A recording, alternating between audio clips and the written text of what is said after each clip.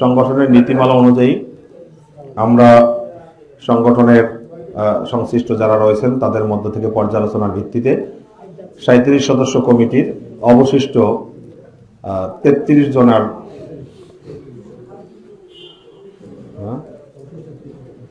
জনের নাম আজকে আমরা এখানে ঘোষণা করব। আর একটি নাম অবশিষ্ট থাকবে, এটা ব্যক্তিগত কন্ট্রাক্টের কারণে আমরা চূড়ান্ত সিদ্ধান্ত পৌঁছতে পারিনি, এটি পরবর্তীতে ঘোষণা হবে। বাকি আমরা আমাদের সাথে এই সংগঠনের প্রতিষ্ঠা লগ্ন থেকে যারা বিভিন্ন পর্যায়ে দায়িত্ব পালন করেছেন তাদের মধ্য থেকে অনেকেই ইসলামী আন্দোলন বাংলাদেশের বিভিন্ন দায়িত্বে অধিষ্ঠিত হয়েছেন। ইতিমধ্যেই ইসলামী আন্দোলন বাংলাদেশের কেন্দ্রীয় ফোরামের সিদ্ধান্ত অনুযায়ী ইসলামী যুব আন্দোলনের থেকে যাদেরকে বিভিন্ন জেলার সভাপতি কিংবা সাধারণ সম্পাদকের দায়িত্বে অধিষ্ঠিত করা হবে তাদেরকে যুব আন্দোলন কমিটিতে না রাখার জন্য মহতারাম মহাসচিব হুজুরের পক্ষ থেকে আমাদের প্রতি নির্দেশ রয়েছে। এছাড়াও আমাদের সহযোগী সংগঠনগুলোর জন্য যুব আন্দোলন থেকে বেশ কয়েকজন দায়িত্বশীলকে বিভিন্ন ফোরামে অন্তর্ভুক্ত করার জন্য আমাদের সংশ্লিষ্ট সংগঠনগুলোর পক্ষ থেকে আবেদন জানানো হয়েছে, আহ্বান জানানো হয়েছে, বা আমাদের মুরব্বীরা যারা আছেন তাদের পক্ষ থেকেও নির্দেশ দেওয়া হয়েছে। এ কারণে বিগত কমিটিতে যারা ছিলেন তাদের মধ্য থেকে বেশ কয়েকজন ভাইকেই আমাদের আনুষ্ঠানিকভাবে বিদায় জানাতে হবে। আবার নতুন কিছু মুখও এই নতুন কমিটিতে আজকে যুক্ত হবে ইনশাআল্লাহ। তো আমরা যারা ইসলামী বিপ্লবের স্বপ্ন দেখি, আমরা যারা ইসলাম প্রতিষ্ঠার স্বপ্ন দেখি, আমাদের অবস্থান যখন যেখানেই হোক না কেন আমাদের লক্ষ্য এক লক্ষ্য নিয়ে আমরা কাজ করি, আল্লাহর জমিনে আল্লাহর দ্বীন প্রতিষ্ঠা। হয়তো কাজের সুবিধার্থে কখনো আমরা ছাত্র আন্দোলনে ছিলাম, এখন কেউ যুব আন্দোলনে আছি, কেউ ইসলামী আন্দোলনে আমরা হয়তো আবার নতুন করে দায়িত্ব অধিষ্ঠিত হব, কিংবা সহযোগী অন্য কোনো সংগঠনের দায়িত্বে আমাকে অন্তর্ভুক্ত করা হবে। যেখানেই থাকি না কেন আমাদের মুখ্য উদ্দেশ্য হলো আল্লাহর জমিনে আল্লাহর দ্বীন প্রতিষ্ঠা করা। সেই উদ্দেশ্য নিয়ে আমরা যেখানে যে অবস্থানে থাকি সফলতার স্বাক্ষর রেখে আমরা আমাদের দায়িত্ব পালন করব, এটাই আমাদের প্রত্যাশা থাকবে। তো যাই হোক, একটা কমিটিতে যারা থাকেন পরবর্তী পরিবর্তনের ক্ষেত্রে কিছু ভাইকে সেখান থেকে ছেড়ে দিতে হয়, বিদায় নিতে হয়, আবার নতুন কিছু মুখ সেখানে সংযোজন হয়। এটা সাংগঠনিক একটি ধারাবাহিক নিয়ম। তো সেই নিয়মের ধারাবাহিকতায় যারা আজকে আমাদের থেকে বিদায় নেবেন আমরা প্রত্যাশা করব যুব আন্দোলনের সুখে দুঃখে বিগত সময় যারা আমরা একে অপরের সাথে কাঁধে কাঁধ মিলিয়ে কাজ করেছি, আগামী দিনগুলোতেও আমরা যুব আন্দোলনের সুখে দুঃখে সবসময় সব প্রয়োজনে আমরা সমানভাবে আমাদের উপস্থিতি বজায় রাখবো ইনশাআল্লাহ। যাই হোক, আজকে আমি মোহতারাম মহাসচিব হুজুরের অনুমোদিত বাকি 33 সদস্যের আমি নাম এখানে শোনাচ্ছি, যাদেরকে মোহতারাম মহাসচিব হুজুর শপথ বাক্য পাঠ করাবেন। যারা আমরা যুব আন্দোলনের সাথে সম্পৃক্ত আছি আমাদের প্রত্যেকেরই জানা আছে যে ইসলামী যুব আন্দোলনের কর্ম পরিষদে সবার অন্তর্ভুক্তি কিংবা শপথ হয় একজন সদস্য হিসাবে। কেন্দ্রীয় কমিটি 37 সদস্য বিশিষ্ট, জেলা কমিটি 25 সদস্য, থানা কমিটি 21 সদস্য বিশিষ্ট। এই যতজনই আমরা কমিটি থাকি সবার শপথ হয় কেন্দ্রীয় কর্ম পরিষদের একজন সদস্য হিসাবে। শপথ গ্রহণের পরে ব্যক্তির অবস্থান, যোগ্যতা সবকিছু মিলিয়ে তাকে কোনো সুনির্দিষ্ট দায়িত্ব অর্পণ করা হয়।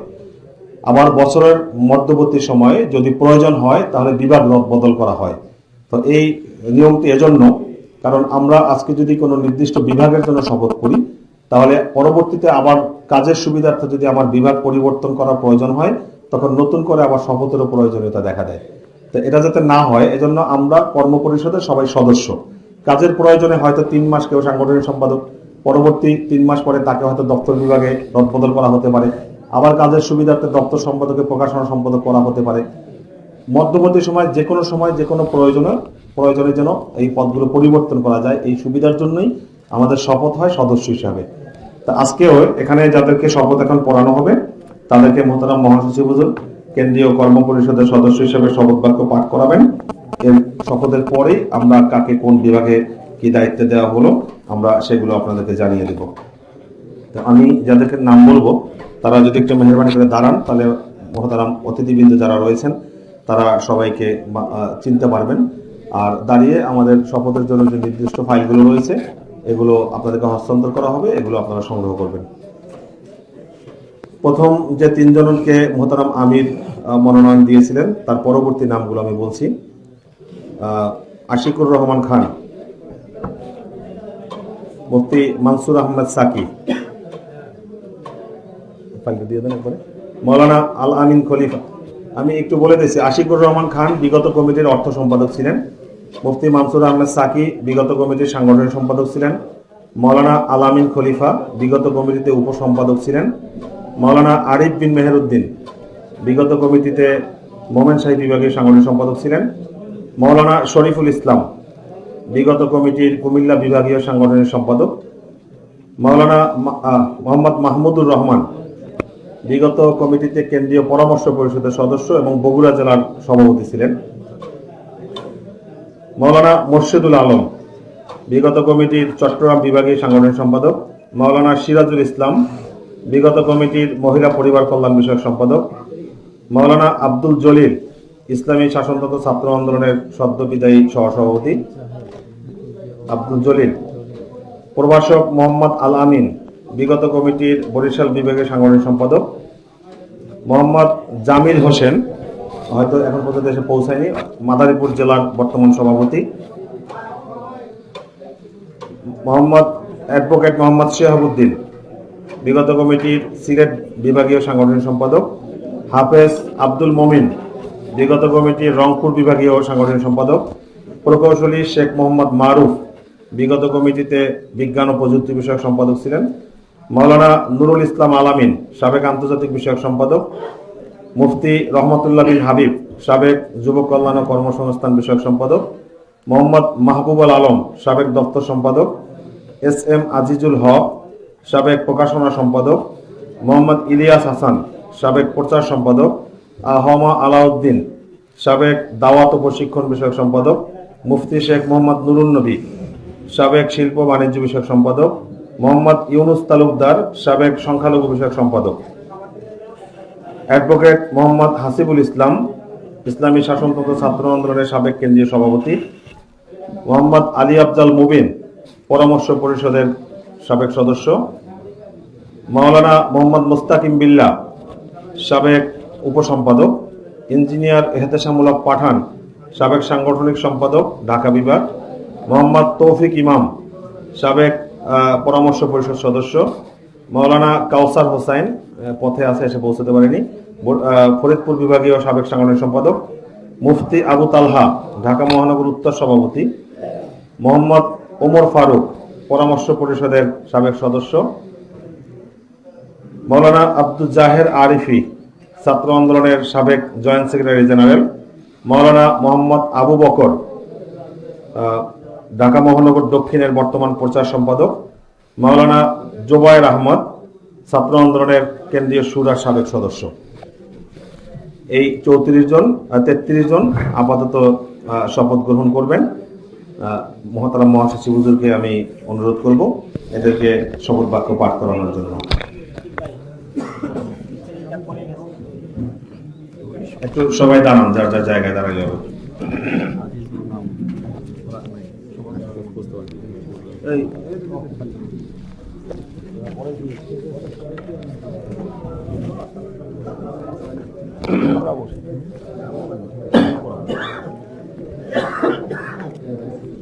আমরা একবার দুরূদ শরীফ পড়ি। আল্লাহ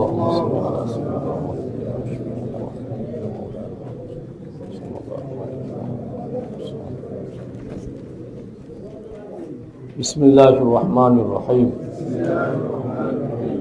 আমি যার যার নাম বলে ইসলামী যুব আন্দোলনের কেন্দ্রীয় কর্ম পরিষদের সদস্য মনোনীত হয়ে আল্লাহ তাআলাকে সাক্ষী রেখে ওয়াদা করছি যে আমি আল্লাহ তাআলার সন্তুষ্টির উদ্দেশ্যে ইসলামী যুব আন্দোলনের সম্প্রসারণ, মজবুতি অর্জন ও মূল লক্ষ্য হাসিলে সর্বাত্মক প্রচেষ্টা চালাব। আমার উপর অর্পিত দায়িত্ব ও আমানত যথাযথভাবে পালন করব। আমি সংগঠনের নীতি আদর্শ ও নীতিমালা মেনে চলব এবং ঊর্ধ্বতন নেতৃত্বের প্রতি আনুগত্য প্রদর্শন করব। যুব সমাজকে দ্বীনের পথে একতাবদ্ধ করতে আমি জানমালের সর্বোচ্চ কোরবানি করতে চেষ্টা করব। আল্লাহ তাআলা আমাকে এ ওয়াদা পালনের তৌফিক দিন। আমিন।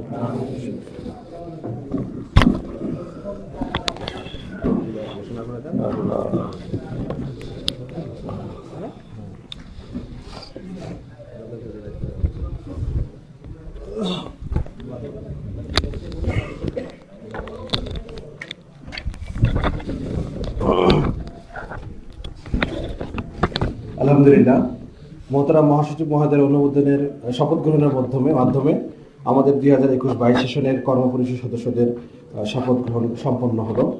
আল্লাহ তাআলা আমাদের এই শপথের উপরে আমৃত্যু আজীবন আমল করার তৌফিক দান করুন। মোহতারাম কেন্দ্রীয় সভাপতির অনুমতিক্রমে এখন ডিপার্টমেন্টাল যে বন্টন, অর্থাৎ কে কোন বিভাগে আমাদের সাথে কাজ করবেন, যুব আন্দোলনের সময় দিবেন, আমি সেই দায়িত্বগুলো বলছি। শুরুতে joint secretary general A Rahman Khan, অর্থাৎ আশিকুর রহমান খান আমাদের সাথে জয়েন্ট সেক্রেটারি হিসেবে কাজ করবেন, ইনশাআল্লাহ সাথে থাকবেন। সাংগঠনিক সম্পাদক মুফতি মানসুর আহমদ সাকিব, সাংগঠনিক সম্পাদক প্রবাসী বিষয়ক সাংগঠনিক সম্পাদক মাওলানা আল আমিন খলিফা, ঢাকা বিভাগীয় সাংগঠনিক সম্পাদক মাওলানা আরিফ বিন মেহেরউদ্দিন, কুমিল্লা বিভাগীয় সাংগঠনিক সম্পাদক মাওলানা শরীফুল ইসলাম, রাজশাহী বিভাগীয় সাংগঠনিক সম্পাদক জনাব মোহাম্মদ মাহমুদুর রহমান, চট্টগ্রাম বিভাগীয় সাংগঠনিক সম্পাদক মাওলানা মোহাম্মদ মুর্শিদুল আলম, ময়মনসিংহ বিভাগীয় সাংগঠনিক সম্পাদক মাওলানা সিরাজুল ইসলাম, খুলনা বিভাগীয় সাংগঠনিক সম্পাদক মাওলানা আব্দুল জলিল, বরিশাল বিভাগীয় সাংগঠনিক সম্পাদক প্রফেসর মোহাম্মদ আল আমিন, ফরিদপুর বিভাগীয় সাংগঠনিক সম্পাদক Mohammad Jamil Hossain, on the way আসবেন কিছুক্ষণের মধ্যে, সিলেট বিভাগীয় সাংগঠনিক সম্পাদক জনাব মোহাম্মদ শিহাবউদ্দিন, রংপুর বিভাগীয় সাংগঠনিক সম্পাদক হাফিজ মাওলানা আব্দুল মুমিন, বিজ্ঞান ও প্রযুক্তি বিষয়ক সম্পাদক প্রকৌশলী শেখ মোহাম্মদ মারুফ, অর্থ সম্পাদক মাওলানা নুরুল ইসলাম আল আমিন, বিজ্ঞান ও দাওয়াত প্রশিক্ষণ সম্পাদক মুফতি রহমতুল্লাহ বিন হাবিব, দপ্তর সম্পাদক মোহাম্মদ মাহবুব আলম, প্রকাশনা সম্পাদক এস এম আজিজুল হক, প্রচার সম্পাদক মোহাম্মদ ইলিয়াস হাসান, শিক্ষা ও সংস্কৃতি বিষয়ক সম্পাদক আহম আলাউদ্দিন। আছেন তো না? হ্যাঁ, মানে যারা নতুন অন্তর্ভুক্ত হয়েছেন উনি দাঁড়ালেই হবেন আর কি, বাকি সবাই তো আমার মনে হয় সবাই দাঁড়ান। কারণ কি, আমাদের আমন্ত্রিত অতিথি বুঝবেন যে আসলে এই বছর এই সেশনে এই ভাই এই কাজে ইনশাল্লাহ থাকবেন সাথে, ইনশাল্লাহ এই দায়িত্ব পালন করবেন।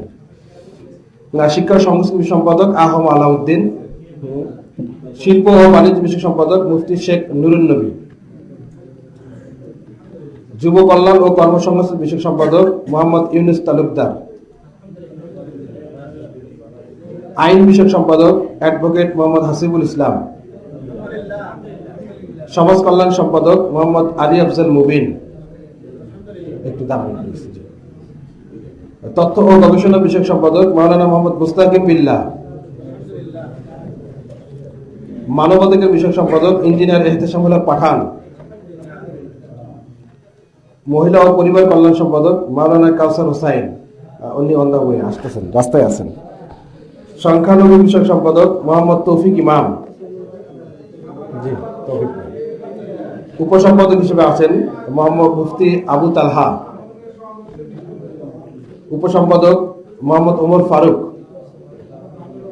উপসম্পাদক মাওলানা আব্দুল জাহের আরিফি, উপসম্পাদক মাওলানা মোহাম্মদ আবু বকর এবং উপসম্পাদক মাওলানা জুবাইর আহমদ। এই ছিল আমাদের কেন্দ্রীয় কর্ম পরিষদ সদস্যদের পদবিন্যাস। আমরা আশা করছি 2021-22 সেশনে ঘোষিত যে দায়িত্বের নামগুলি বলা হলো, আমরা আমাদের শপথের মাধ্যমে আমাদের পুরোটা সেশন আমরা চেষ্টা করব ইসলামী যুব আন্দোলনকে, ইসলামী আন্দোলনের যে দেয়া টার্গেট, যে প্ল্যান, সেই অনুযায়ী আমরা কাঙ্ক্ষিত লক্ষ্যে যেন পৌঁছতে পারি। আল্লাহ তাআলা আমাদের সবাইকে কবুল করুন।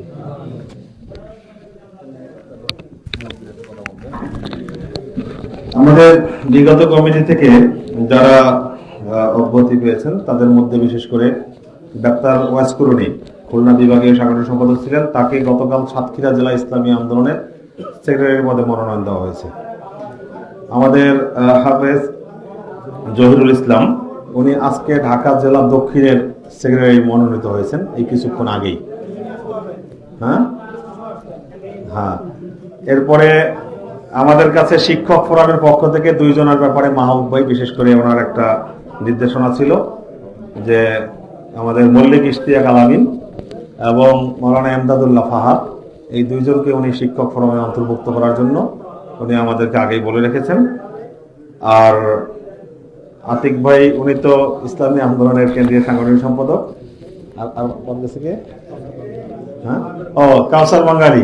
কাউসার বাঙালিকে গাজী ভাই ওলামা মাশায়েখ আইম্মা পরিষদের গুরুত্বপূর্ণ দায়িত্ব অধিষ্ঠিত করার জন্য আমাকে আগে বলে রেখেছেন। আর আমরা একটা নীতিমালা আবার অবলম্বন করতে চাচ্ছি, সেটা হলো ইসলামী যুব আন্দোলনের কেন্দ্রীয় কমিটিতে যারা থাকবেন তারা অন্য কোনো সংগঠনের কোনো শাখায় তারা কাজ করবেন না। কারণ কেন্দ্রীয় ফোরামের কাজ অনেক, আমরা বিগত সময়ে বাস্তবতায় দেখেছি একাধিক ফোরামে থাকলে কেন্দ্রকে সময় দেওয়া বা কেন্দ্রের কার্যক্রমে সমন্বয় করাটা খুব কঠিন হয়। এজন্য যাদের সাথেই এখানে আলোচনা হয়েছে এদের সবাইকেই এই কন্ট্রাক্টের মাধ্যমে এখানে নিয়ে আসা হয়েছে, তো এরা অন্য কোনো শাখায় থাকবেন না। আর যাদেরকে অন্য শাখায় প্রয়োজন মনে করেছেন মুরব্বীরা, তাদের ব্যাপারে আমাদেরকে বলেছেন, আমরা যখন তালিকা তাদের কাছে দিয়েছি তারা বলেছেন, সেই অনুযায়ী মূলত এদেরকে ওই সংগঠনগুলোকেও স্ট্রং করার জন্য এখান থেকে দায়িত্ব থেকে অব্যাহতি দেওয়া হয়েছে। আর বাদ করছে কে? শেখ ফজলুল করিম মারুফ, সে তো ইসলামী আন্দোলনের কেন্দ্রীয় আমেলায় সহকারী প্রচার ও দাওয়া বিষয়ক সম্পাদক মনোনীত হয়েছেন। মোটামুটি কথা, যাদেরকে আমরা এবছরের পুরনো কমিটি থেকে নতুন কমিটিতে রাখতে পারিনি, তারা প্রত্যেকেই অন্য কোনো সংগঠনের গুরুত্বপূর্ণ দায়িত্বে অধিষ্ঠিত হবেন বলে আজকে আমাদের সাথে নেই।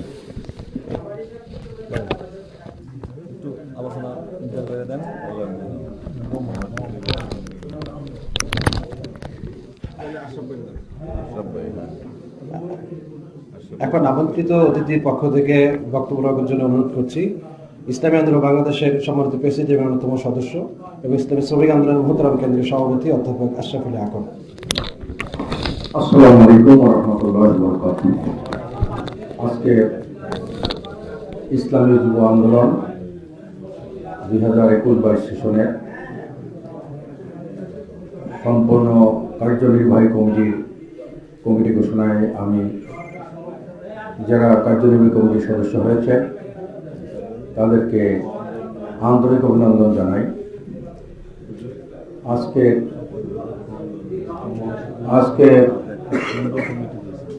আপনারা জানেন, দেশের সার্বিক অবস্থা জানেন, দেশের রাজনৈতিক পাটাতন লণ্ডভণ্ড হয়ে গেছে। এদেশের রাজনীতি বলতে কিছু নাই। একটা জাতিকে সুন্দর, সফল এবং সমৃদ্ধি পথে পরিচালিত করতে পারে রাজনীতি, কিন্তু সেই রাজনৈতিক পাটাতন লণ্ডভণ্ড হয়ে গেছে। দেশের কোনো চরিত্র নাই, জাতীয় চরিত্র ধ্বংস করে ফেলছেন এই সরকার, কোনো দিকের কোনো চরিত্র নাই। কাজে এখন একটা বিপ্লব ছাড়া এই জাতির কোনো মুক্তির আর কোনো আশা নেই। আর বিপ্লবের অগ্রসৈনিক হিসাবে যুবকদের বিশেষ দায়িত্ব রয়েছে। আপনাদের দৃঢ়মূল আস্থা এবং আকীদা থাকা উচিত একটা বিপ্লব করতে কি কি জিনিসের প্রয়োজন। এদেশের 92 ভাগ মুসলমান, 4 লক্ষ মসজিদ, 70,000 মাদ্রাসা, 25 থেকে 30 লক্ষ আলেম ওলামা বাংলাদেশে বৃহত্তম সমাবেশ টঙ্গীর ময়দানে বা চরমনের ফাল্গুনের মাহফিলকে বলা হয় আজকে এদেশে ইসলাম পরাজিত, কোরআনী আইন লঙ্ঘিত।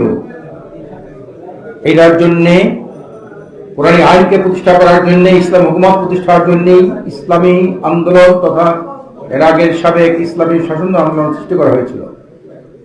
শাসনতন্ত্র আন্দোলনকে বলবান করার জন্য, বেগবান করার জন্য এই সহযোগী সংগঠনগুলো সৃষ্টি করা হয়েছিল। একটাই টার্গেট, এই সমাজ ভাঙতে হবে, ইসলামী সমাজ গড়তে হবে। আর এই সমাজ ভাঙতে হলে তিনটা মৌলিক উপাদান একান্ত প্রয়োজন: বলিষ্ঠ এবং সফল নেতৃত্ব প্রয়োজন, যোগ্য ত্যাগী কর্মী প্রয়োজন এবং জনগণের ম্যান্ডেট প্রয়োজন।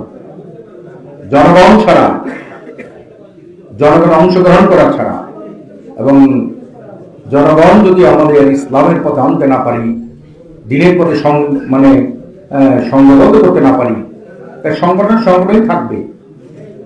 আজকের ইসলামী সংগঠন বা যে কোনো সংগঠন একটা প্রতিযোগিতার নাম। এটা কিন্তু 110 বছর সংগঠন আছে, 110 বছর বয়স। জমিয়ত উলামা ইসলামের বয়স 110 বছর, নিজাম ইসলামের বয়স প্রায় 80 বছর, খেলাফত আন্দোলনের বয়স প্রায় 40-45 বছর। কাজেই যদি প্রতিযোগিতায় আমরা যদি অগ্রগামী হতে না পারি, অনেকে বলে আমরা তো ভারতের সমান 20 বছর পরে অর্থনৈতিকভাবে ভারতের সমান হয়ে যাব। ভারত তো আর বসে যাবে না, তো চীনের সমান হয়ে যাবে। আজকের বাতিলের সাথে মোকাবিলার জন্য ইসলামী আন্দোলন, এখানে যদি কাজের গতি অব্যাহত না থাকে, সেই ধরনের পরিকল্পনা কর্মপদ্ধতি যদি আমাদের শানিত না হয়, তাহলে কিন্তু আমরা কোনদিন সংগঠন থাকবে কিন্তু বাতিলকে হটাইতে পারবো না। কোরআনে আয়াত অনুযায়ী 33% মানুষ ইসলামের পথে সম্পৃক্ত করা প্রয়োজন। আল্লাহ কোরআনে আয়াতে সূরা আনফালের 65 এবং 66 আয়াতে 33% মানুষ লাগবে। ইসলাম বিজয় করার জন্য একটা ইঙ্গিত আল্লাহ পাক দিয়েছেন। মুসলমান 92 জন, 100 জনের মধ্যে ইসলামের পক্ষে কতজন? ইসলাম হুকুমত কায়েমের পক্ষে কতজন? কতজন আনতে পারলাম? 33-34 বছর ভর্তি ইসলামী আন্দোলন বাংলাদেশের। ইতিমধ্যে অনেকগুলো আমরা অন্তর্ভুক্ত সংগঠন, সহযোগী সংগঠন আমরা করেছি। সামগ্রিকভাবে জনগণের সম্পৃক্ততা কত পার্সেন্ট হয়েছে? এই চেতনা যদি জাগ্রত থাকে, গণমানুষকে সংঘবদ্ধ করার জন্য অদম্য আগ্রহ থাকে এবং এদেরকে যদি সংঘবদ্ধ করে আমরা এদের তারবিয়াতের মাধ্যমে একজন যোগ্য শরীক হিসেবে করতে পারি, তাহলে ইনশাআল্লাহ আগামীতে আশা করা যায় আমরা এই সমাজ ভাঙতে পারব। আর যদি এই কর্মসূচি, কর্মপদ্ধতি যদি শানিত না হয়, সংগঠন থাকবে, আরো অনেক অন্তর্ভুক্ত সংগঠন হবে, সহযোগী সংগঠন হবে, অনেক হবে, কিন্তু টার্গেট হলো জনগণের ম্যান্ডেট অর্জন করা। আর জনগণের 80% মানুষ গ্রামে গঞ্জে থাকে, সাধারণ খেটে খাওয়া মানুষ। এদের মধ্যে আমাদের দাওয়াত দিয়ে দিতে হবে।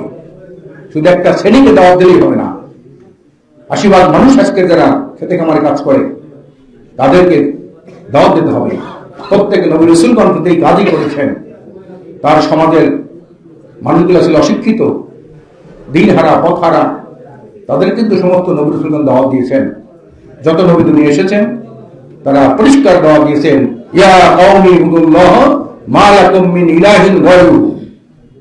তারা দাওয়াত দিয়েছেন এই সব মানুষদেরকে, সাধারণ মানুষদেরকে। আমি আশা করব বিপ্লবের চেতনা যদি মাথায় থাকে, আপনি শুধু নির্দিষ্ট একটা শ্রেণী নিয়ে ভাববেন না, গণমানুষকে নিয়ে ভাবতে হবে আপনাদের। আপনার যুবক, আপনি এটা করতে পারেন। আজকে 17 বছর বয়সে ওসামা বিন যায়েদ রাদিয়াল্লাহু তাআলা যুদ্ধে সেনাপতি হয়েছিলেন। অনেক অনেক বয়স্ক লোক ছিল সেখানে। রাসূল করিম সাল্লাল্লাহু আলাইহি ওয়াসাল্লাম তাকে নির্ধারণ করলেন, তাকে নির্বাচিত করলেন যে আপনাদের একটা বিপ্লবের স্বপ্ন দেখতে হবে। আর বিপ্লবের জন্য বলিষ্ঠ নেতৃত্ব গড়ে তুলতে হবে আপনাদের, যোগ্য কর্মী হতে হবে আপনাদের। আর জনগণের ম্যান্ডেট তৈরির জন্য আপনারা সবাই সংঘবদ্ধভাবে আপনারা কাজ করবেন। মরহুম শাইখ রহমতুল্লাহ 3 সবক ছিল। 3 সবকে আমরা তখন স্লোগান দিয়েছিলাম, 3 সবকের ঘোষণা, বিপ্লবের সূচনা। তার মধ্যে ছিল প্রত্যেকে মাসে 4 জন সদস্য বানাবেন আপনারা, সবাই আমরা বানাবো। এই কাজ যদি না থাকে, সংগঠন থাকবে, বিপ্লব হবে না। তালিম থাকবে, বিপ্লব হবে না। কাজে আমি মনে করি আমাদের এই সংগঠনের প্রতিষ্ঠাতা মরহুম শাইখ রহমতুল্লাহ আলাইহি, উনি যে সবক দিয়েছেন 4 জন মাসে সদস্য বানানো, একদিন ইনকাম দেওয়া সংগঠনে, আর 2 কাজ হজরত নামাজ পড়া, এই কাজ বাদ দিয়ে অন্য যত ধরনের কর্মসূচি কর্মপদ্ধতি আমরা করি না কেন, আমরা কিন্তু আমরা মন্দির মসজিদে পৌঁছতে পারবো না। এই জন্য আমি যুবক ভাইদেরকে অনুরোধ বাসন একটা বিপ্লবের স্বপ্ন যেন স্বপ্ন শুধু না, পরিকল্পনা এবং বাস্তবায়নের কর্মপদ্ধতি যেন আমাদের সবাই মাথায় থাকে। তাহলে আজকে যুব সংগঠনটা সার্থক হবে, সফল হবে, সুন্দর হবে। এই লক্ষ্য কিন্তু সকল সংগঠনের, শুধু ইসলামী আন্দোলন, দিনী সংগঠন, শ্রমিক আন্দোলন, ছাত্র যুব আন্দোলন, সকল সংগঠনের একটাই মতো লক্ষ্য, আমরা একটা দেশে বিপ্লব করতে চাই। আর বিপ্লবের জন্য দাওয়াত দেওয়া অপরিহার্য কর্মসূচি। 1 নম্বর কারণ সকল সংগঠনের প্রথম কাজই হলো দাওয়া। এই দাওয়াতটা হলো, দাওয়াতের কোনো শ্রেণীবিন্যাস নাই, সাধারণ দাওয়া। আমি ইসলামী আন্দোলনের সদস্য বানাই, বই আছে আমার কাছে, আমি 63 সদস্য বানাই। যুবক থাকলে যুবকদেরকে বলে দেয় যুব আন্দোলন করো। ছাত্রদের ছাত্র আন্দোলন, অনেক ছাত্রদেরকে আমি এখান থেকে পাঠিয়ে দিয়েছি অফিসের ছাত্র তাদেরকে সদস্য বানানোর জন্য। আপনাদের এভাবে থাকতে হবে মন মানসিকতা, আপনাদের থাকতে হবে গ্রামে গঞ্জে, চাষা ভুষা অনেক মানুষ আছে, কৃষক শ্রমিক, তাদেরকেও আপনাদের দাওয়াত দিয়া শ্রমিক আন্দোলনের সদস্য বানাতে হবে। কারণ তার তো একটা ভোট, তো ভোটের সময় আমরা সবাই মিলে সাধারণ মানুষের কাছে আমরা দাওয়াত দেই, ভোট প্রার্থনা করি। এখন থেকে আমরা যদি 5 বছরে এই কাজই করতে পারি আমরা, ঠিক না, তাহলে কিন্তু আমাদের ভোটের পার্সেন্ট অনেক বাড়বে। আর ভোট একটা পদ্ধতি এখন বাংলাদেশে নিয়মতান্ত্রিক ভাবে একটা আদর্শ বিজয়ের জন্য। যদি অনেকে বলে ভোট এটা হবে, তো না, এই যে পদ্ধতি ভোট হয় এটা কোনোদিন হবে না, এটা হবে না, আমরাও জানি। কিন্তু কি হয়, যত ভোটে কারচুপি হয় তত আওয়ামী লীগের জনসমর্থন কমে যায়, বিশ্বব্যাপী বিশ্ববাসী তার ধিক্কার দেয়। আওয়ামী লীগের মধ্যে এই কত নির্বাচন কমিশনের মধ্যে আজকে যে সব ধরনের বক্তব্য, কাজে আমরা মনে করি নির্বাচন আমাদের সিদ্ধান্ত, এটা আমরা করব, ব্যাপকভাবে দাওয়াত দেবো এবং সংগঠন যদি মজবুত করতে পারি। ভোট কতবার ডাকাতি করবে, ডাকাত কতবার বাড়িতে ঢুকতে পারে, দরজা ভাঙা দিয়ে ঢুকছেন, এখন তো দরজা আমি স্টিলের দরজা লাগাবো, কি বলেন, ঠিক না? আমরা যদি আগামীতে ভোট ডাকাতি করে সংগঠন যদি মজবুত থাকে, ওরা 50, আমরা 102 থাকতে পারি ভোট সেন্টারে, আর কিভাবে ভোট ডাকাতি করবে? কাজে যে গণমানুষকে দাওয়াত দেওয়ার আহ্বান জানিয়ে গণবিপ্লবের চেতনা সান্নিধ্য রাখার জন্য আমি সবাই উদ্যত আহ্বান জানিয়ে আমি আমার বক্তব্য শেষ করছি।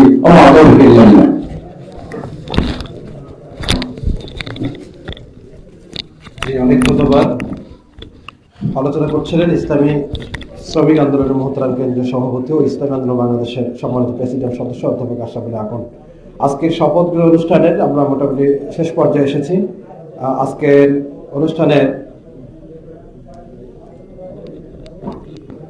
প্রধান অতিথির বক্তব্যের পূর্বে আমাদের সদ্য বিদায়ী কেন্দ্রীয় সভাপতি, যিনি আমাদের সাথে সবসময় আমাদেরকে থেকে প্রত্যক্ষভাবে নির্দেশনা দিয়েছিলেন, ইসলামী আন্দোলন বাংলাদেশের মোহতারাম কেন্দ্রীয় সাংগঠনিক সম্পাদক মাওলানা কে এম আতিকুর রহমান।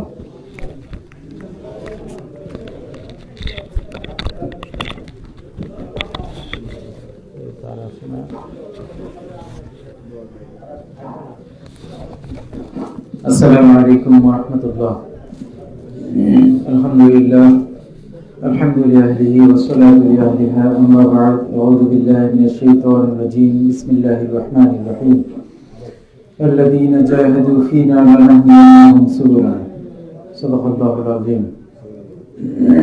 ইসলামী যুব আন্দোলনের 2021-22 সেশনের কর্ম পরিষদের শপথ গ্রহণ অনুষ্ঠান শেষ পর্যায়ে মঞ্চে উপস্থিত রয়েছেন প্রধান অতিথি হিসেবে মোহতারাম মহাসচিব হুজুর, ইসলামী আন্দোলন বাংলাদেশের অন্যতম উপদেষ্টা এবং ইসলামী শ্রমিক আন্দোলনের মোহতারাম কেন্দ্রীয় সভাপতি, মোহতারাম সহকারী মহাসচিব সহ বিভিন্ন পর্যায়ের কেন্দ্রীয় দায়িত্বশীল বৃন্দ এবং ইসলামী আন্দোলন বাংলাদেশ ও অন্যান্য সহযোগী সংগঠনের বিভিন্ন পর্যায়ে দায়িত্বশীল এবং আজকে যারা শপথ গ্রহণ করেছেন। আসলে ইসলামী যুব আন্দোলন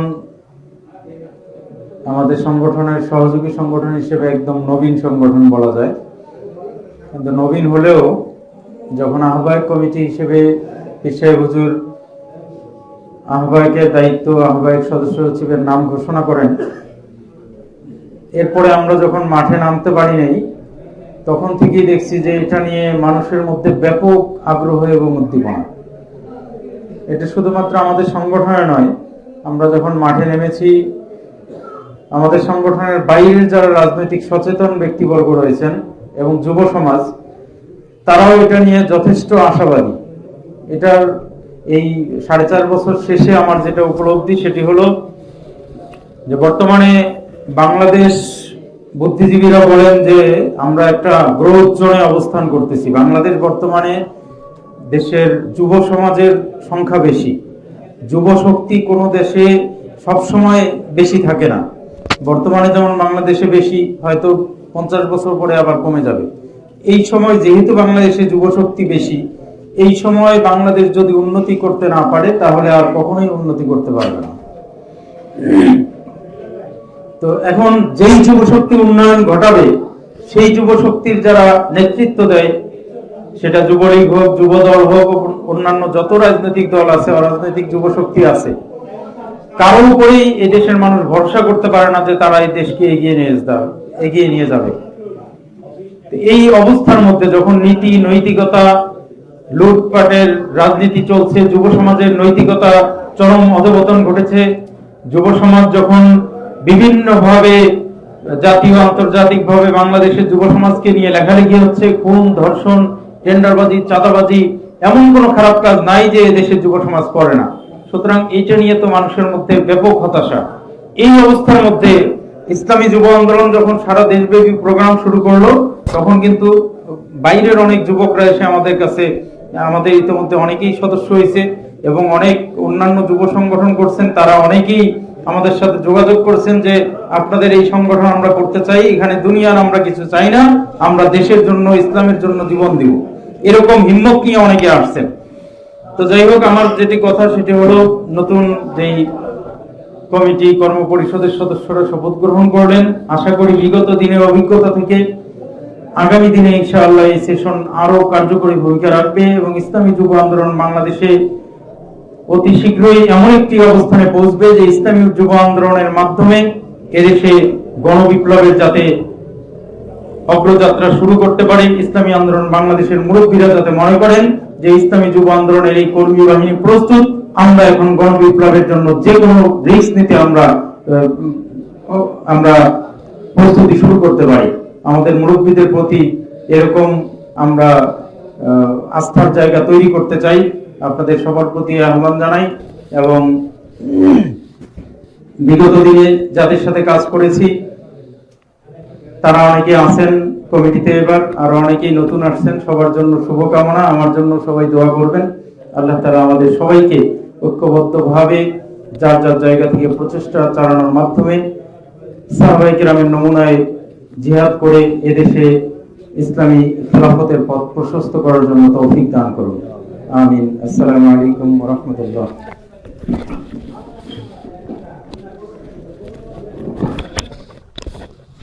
আজকের শপথ গ্রহণ অনুষ্ঠানের সমাপনী পর্যায়ে এখন প্রধান অতিথির বক্তব্য রাখবেন ইসলামী আন্দোলন বাংলাদেশের মোহতারাম সংগ্রামী মহাসচিব অধ্যক্ষ হাফেজ মাওলানা ইউনুস আহমদ এবং হুজুর দোয়া করবেন।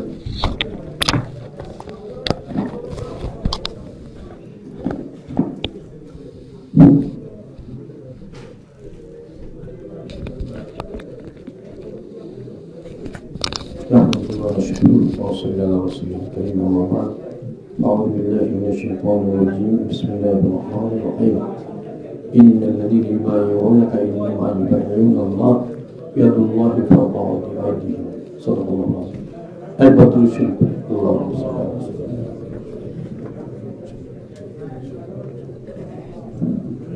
ইসলামী যুব আন্দোলনের 2021 সালে পুনর্গঠিত কমিটির সভাপতি উপলক্ষে আজকে আয়োজিত মজমার সভাপতি কেন্দ্রীয় নেতৃবৃন্দ উপস্থিত, ইসলামী যুব আন্দোলনের নবগঠিত পুনর্গঠিত কমিটির দায়িত্বশীল ভাইয়েরা, আজান হয়ে গেছে, নামাজের সময় সমাগত। আমি একটা বিষয় উল্লেখ করতেছি, আমরা যত কমিটি গঠন করি, নবায়ন করি, পুনর্গঠন করি, শপথ বাক্য পাঠ করা হয়।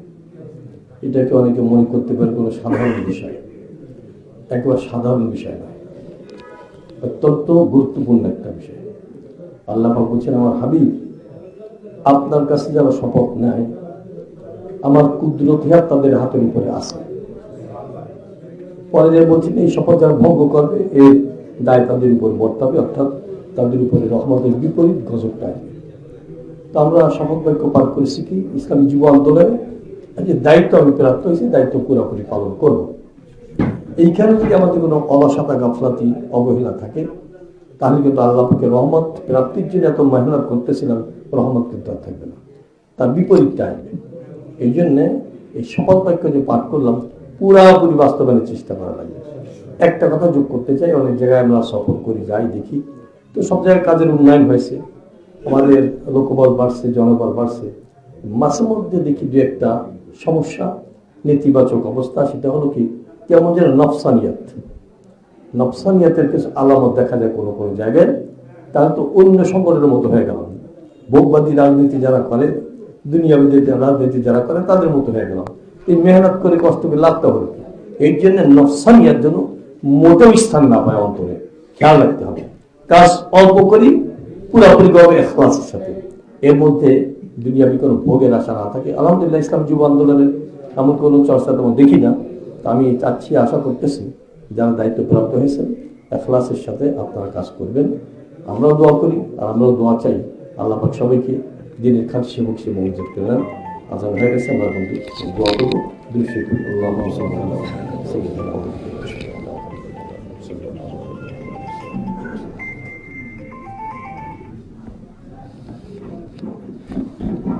আলহামদুলিল্লাহ, والصلاة والسلام على رسوله الكريم. ربنا ظلمنا أنفسنا وإن لم تغفر لنا وترحمنا لنكونن من الخاسرين. রব্বুল আলামিন আমাদের জিন্দেগীর সকল গুনাহ খাতা মাফ করে দেন, আমাদের আপনজন যারা কবর গেছেন তাদেরকে মাফ করে দেন, আমাদের প্রত্যেকের নেক মসজিদ পূর্ণ করে দেন, সবার উপর থেকে পরামর্শ দূর করে দেন। ইসলামী আন্দোলন বাংলাদেশকে আপনি কবুল করে নেন, যত সহযোগী সমাজ সবগুলোকে কবুল করে নেন, বিশেষ করে ইসলামী যুব আন্দোলনকে কবুল করে নেন। যারা শব্দ দায়িত্ব প্রাপ্ত হয়েছেন পুরাপুরি দায়িত্ব পালন তৌফিক দিয়ে দেন। فقد أمين الله إن الله بصير بالعباد رب ارحمهما كما ربياني صغيرا سبحان ربك رب العزة عما يصفون وسلام على المرسلين والحمد لله رب العالمين.